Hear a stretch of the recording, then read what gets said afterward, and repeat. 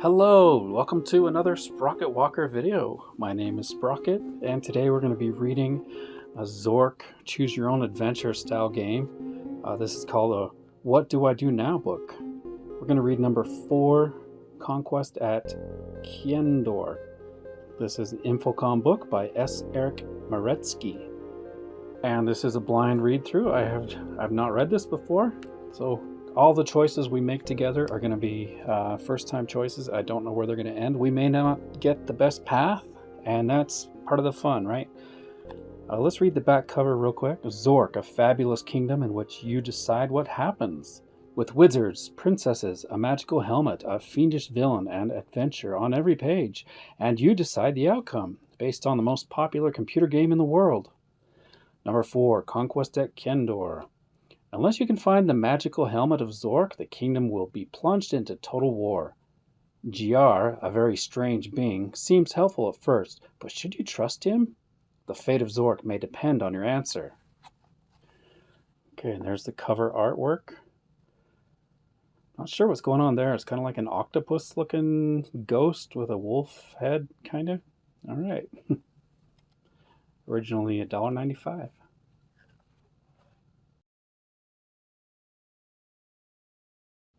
Welcome to the Kingdom of Zork. You are bored. There's nothing on TV except some stupid reruns. You wander into your local bookstore and pick up an interesting-looking book entitled ZORK Conquest at Quendor. As usual, you turn to the first page and begin reading. The book is set in the magical land of Zork, where peace will replace war if you can find the glittering helm of Zork. There are treasures galore, a mysterious creature named Jeearr, magic spells, and deadly dangers. It looks like this book is good. Do you choose to accept the challenge? If so, purchase the book and turn to page 7. Or do you choose to go home and watch reruns? Turn to the next page. What's on the next page? All right, we got to turn to the next page. In front of the TV, your eyelids slowly close. A strange sound fills the room. Suddenly, your eyes open. You realize that you have been snoring. You can't get that Zork book out of your mind, but the bookstore's already closed. Think again. Would it be wise to purchase the book now and turn to page 7? Okay. We're going to turn to page 7.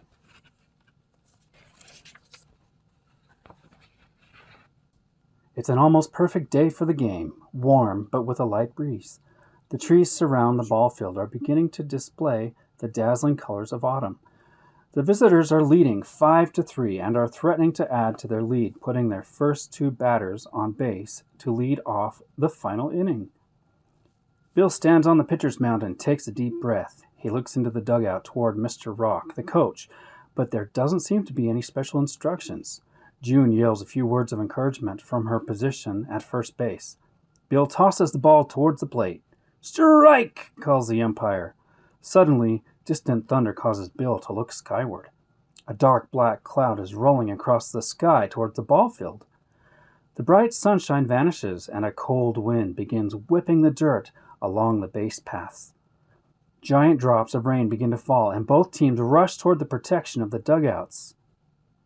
"I've never seen a storm come up so fast," June tells Bill as he jumps into the dugout next to her. A bolt of lightning explodes from the black cloud, and then another and another. The cloud swirls, changing shape until it's knotted into the form of an enormous hand. The giant hand reaches down from the sky, heading straight toward the home team dugout. Someone screams as the hand cloud enters the dugout, flicking the roof aside in a spray of splintering wood. It envelops Bill and June, and they feel themselves being lifted. Bill and June had 3 times traveled to the land of Frobaz in the magical world of Zork, where they were known as Bivotar and Jeearr. On each visit, they had participated in a grand adventure, most recently rescuing Prince Logomither from the enchantment of an evil warlock named Grawl. Logomither is the only son of Soivar, a wise king of Frobaz, and the uncle of Bivotar and Jeearr in that alter universe. After their first visit, Soivar gave them a powerful ring. The mere act of putting it on would transport them to Soivar's castle. Never before had they been seized in quite so alarming fashion as this. Bivotar wakes slowly, as though from a drugged sleep, and notices Jeearr kneeling over him. "Are you okay?" she asks. "Yeah, I think so." He sits up and realizes that they are now wearing tattered, soiled garments. Where are we, and what was that black hand thing? He shivers at the memory. "It looks like we're in some kind of shallow pit. I think we could climb out if you give me a boost." Bivotar stands and brushes some clinging straws from his clothes. He helps lift Jeearr up. Once over the rim, she reaches down and helps Bivotar scramble out. They look around. They seem to be in some kind of dungeon, its distant ceiling lost in gloom. The smell of rotting straw fills the air, and slimy moss covers a dank wall nearby. A winding stone stairway leads upward out of sight. Scurrying sounds come from the darkened corners of the dungeon. A ray of light from a tiny solitary window far above illuminates a heavy wooden box that rests on the floor. Several large rocks also lie strewn about. Suddenly, a strange creature appears floating in the air above them. It looks at first glance like a giant cat with no legs, just a head and a tail stuck into a huge fiery ball. But this creature has no whiskers, and the tail looks very powerful and is covered with suckers like the tentacles of an octopus. The creature is surrounded by a faint light, as though it were not really present, but merely a projection of some kind. After a moment, the creature smiles and speaks in a high-pitched, squeaky voice. "Poor Bivotar will be dead soon, unless he finds the silver spoon."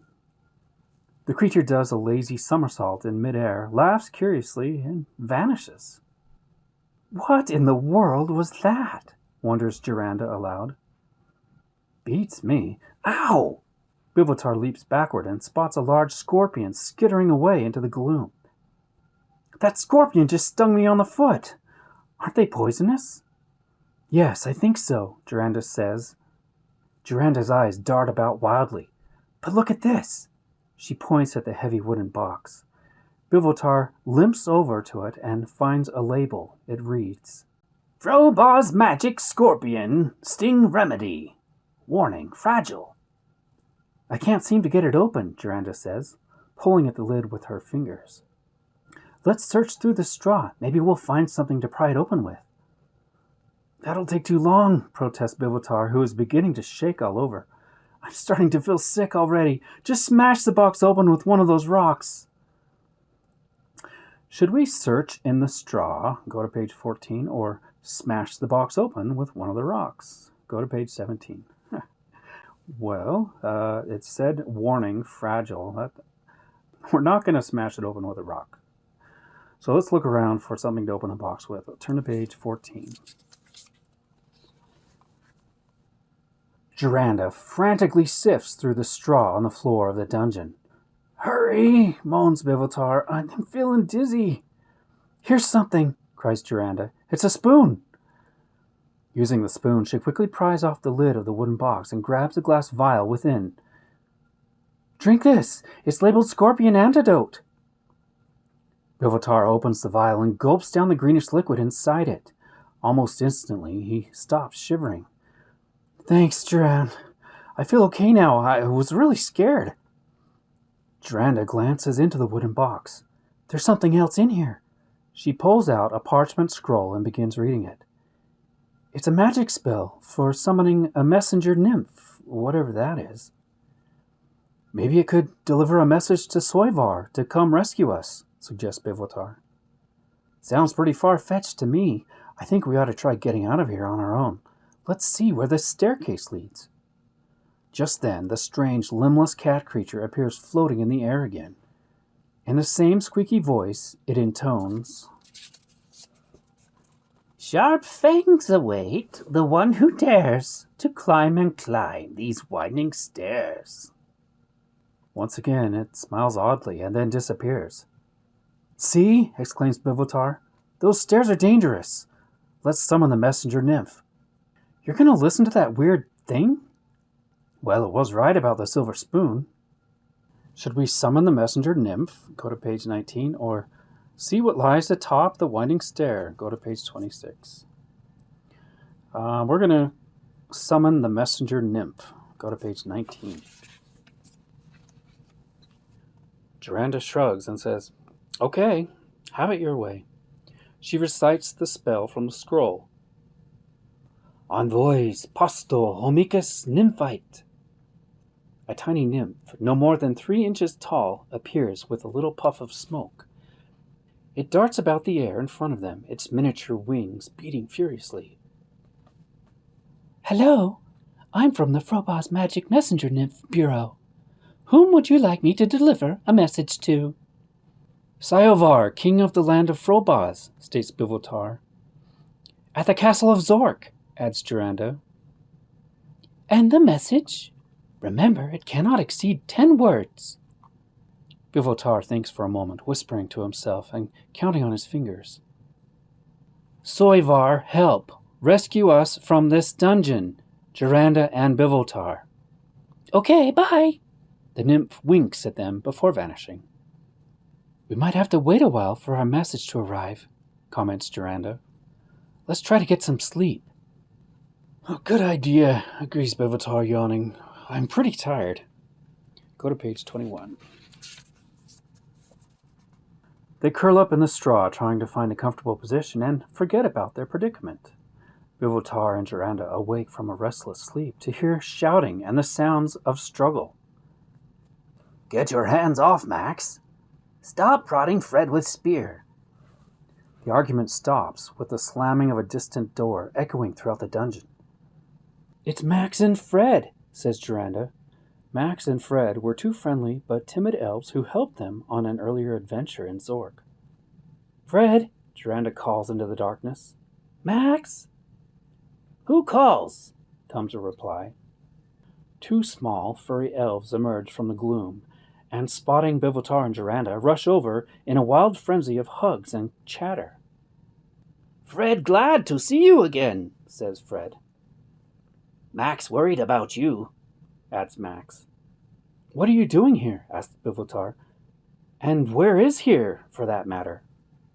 This is ancient, deserted castle, answers Fred. I do like the illustrations. I love it when these books have illustrations. Don't look like elves to me. Not sure what those are, but Fred and Max, okay. Castle being used by evil warlock, Grawl, adds Max. Wasn't Grawl that warlock who put the enchantment on Soivar's son Logrumethar? Bivotar asks. Yes, same Grawl. Grawl angry with you for rescuing Logrumethar from Cavern of Doom. Captured you to get revenge. Perhaps plotting some terrible torture this very moment. Fred and Max captured also. Very careless. Wandered into enchanted wood without magic cloak. Fred lowers his voice to a whisper. Actually, elves captured on purpose. Right, Max agrees, also in a whisper. Forget magic cloak on purpose. Soivar wanted Max and Fred here for rescue. Rescue? asked Jeearr. Yes, you must do exactly as we say. Rescue should happen at any...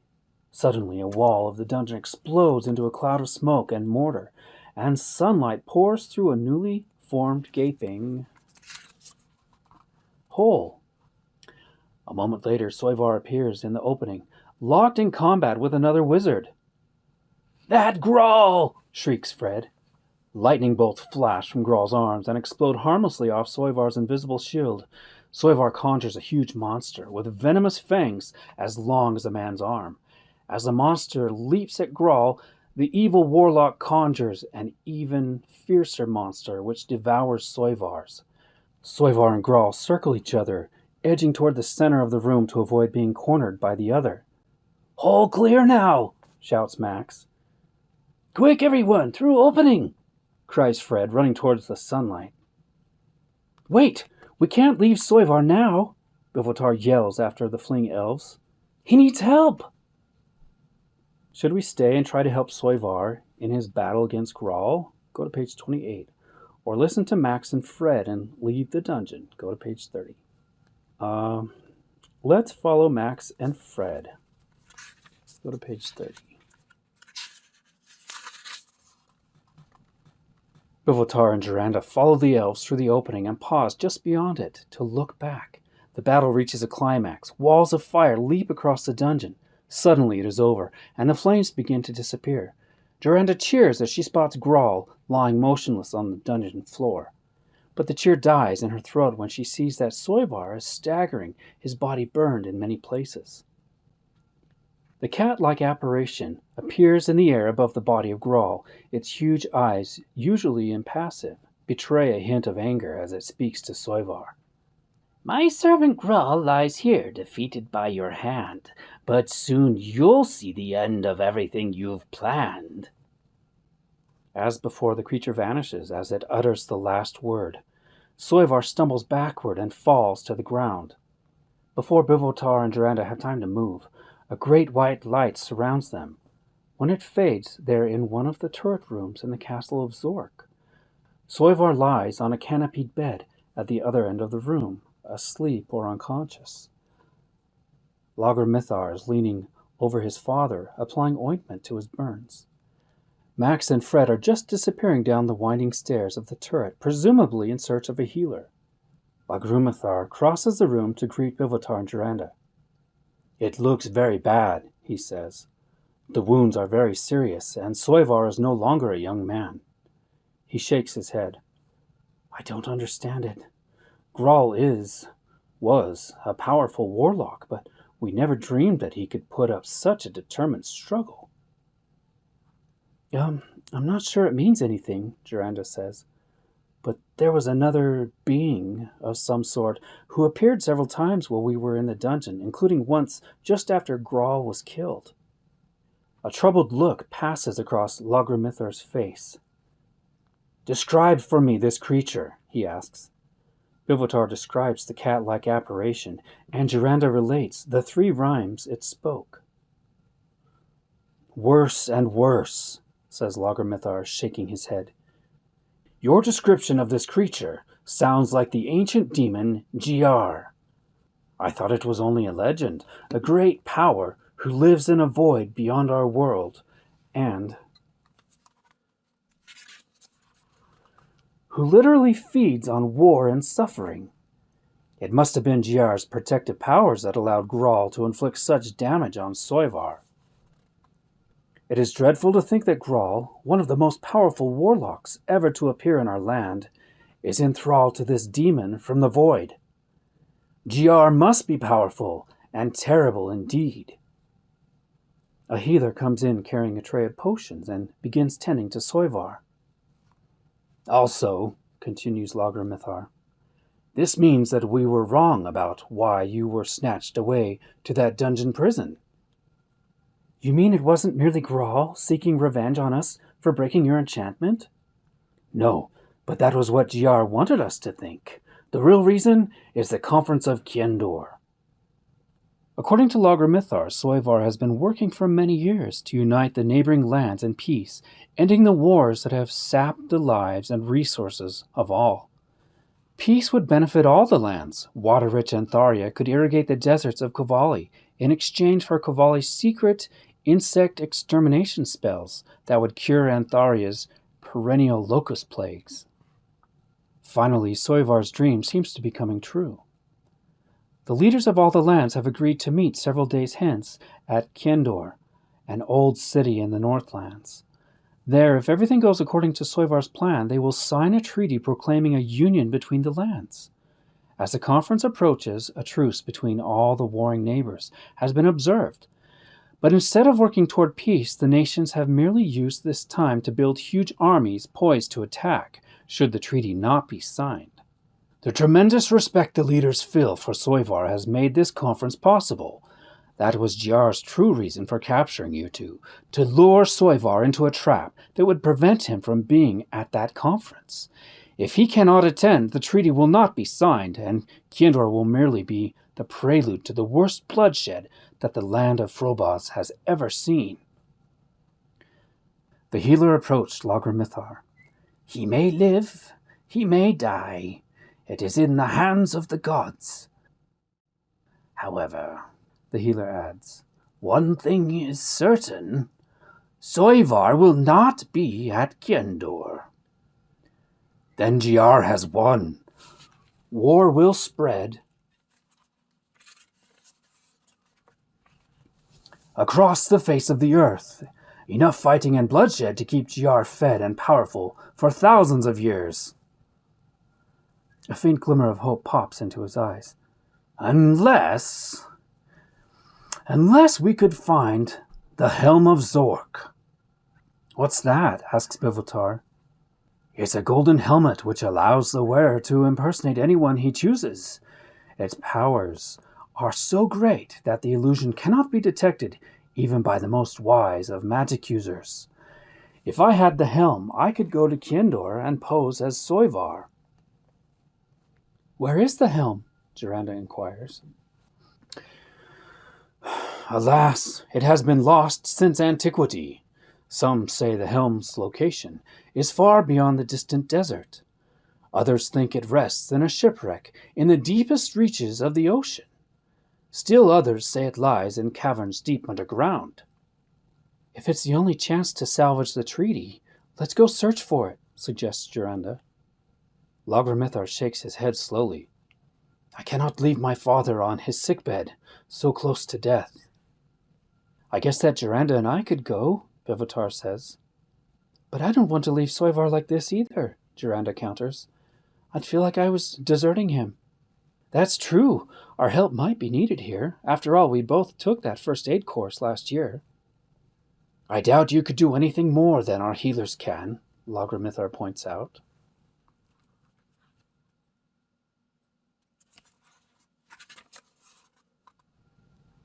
However, I would never ask you to undertake so perilous and difficult a quest. The decision must be your own. Shall we journey forth to search for the Helm of Zork? Go to page 37. Or stay at Soivar's bedside? Go to page 41. Well, pretty obvious. I think we're going to go search for this Helm of Zork. Seems like the right thing to do. We're going to turn to page 37. After a brief whispered discussion, Bivotar and Jeearr decide to seek the helm. Logrimithar nods solemnly and leads them down the turret stairs to his own bedchamber. Here is a magic bead, he says, handing Jeearr a small glass sphere which she places in her belt pouch. When you find the helm, or when you wish to return, merely break the bead upon the ground and you will return here to the castle. And take this lantern. You'll probably need it. Logrimithar reaches into a cabinet and removes a brittle-looking scroll. I will use a powerful spell of mine which will transport you somewhere into the vicinity of the helm. From that point, you'll be totally on your own. Also, Jeearr will probably visit you again. It may seem like a harmless jokester, but keep in mind that it is totally demonic. Why does it spout those riddles? Bivotar asks. Who knows what goes on inside that inhuman mind? Perhaps the fiend simply enjoys taunting you. Perhaps it hopes to confuse you. Maybe giving these little hints somehow amuses it. In any case, I'll wish you good adventuring, my young friends.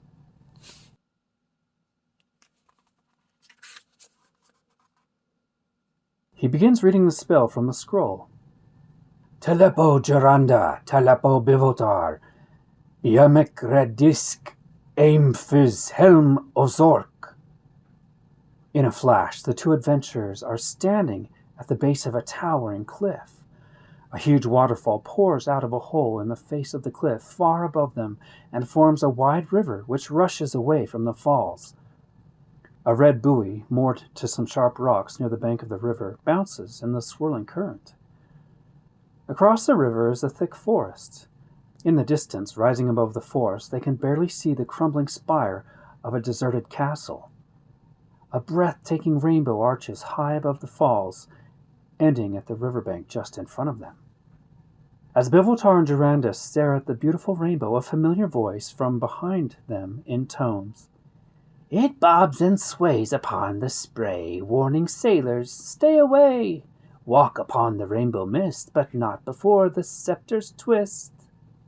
They spin around, just as Jeearr vanishes into thin air.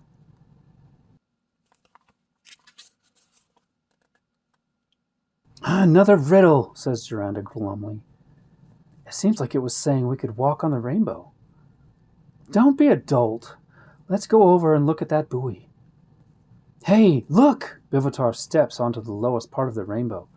You can walk on it. It feels like walking on a mattress or on foam rubber. He takes a few more steps up the rainbow. Come back down, Biv. I think we ought to look at that buoy first. Should we examine the buoy? Go to page 43. Try to cross the rainbow. Go to page 45. Or try to swim across the river. Go to page 46. I think we should examine the buoy first. Let's turn to page 43. Bivotar steps reluctantly off the rainbow and follows Jeearr towards the buoy. They wade through the shallow water to the outcropping of rock where the buoy is moored. Listen, Jeearr says, cupping her ear toward the bobbing red float. You can hear something rattling around inside it. There's a seam here. Bivotar points to a line running around the center of the buoy.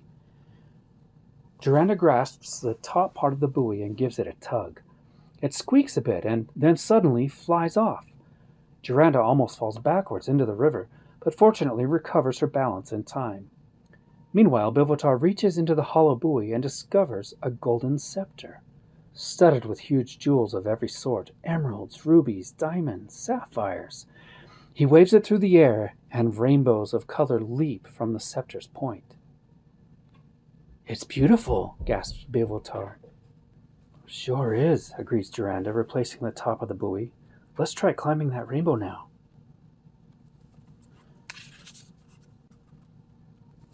Their feet sink into the mists of the rainbow, but it does provide enough support to allow them to climb it.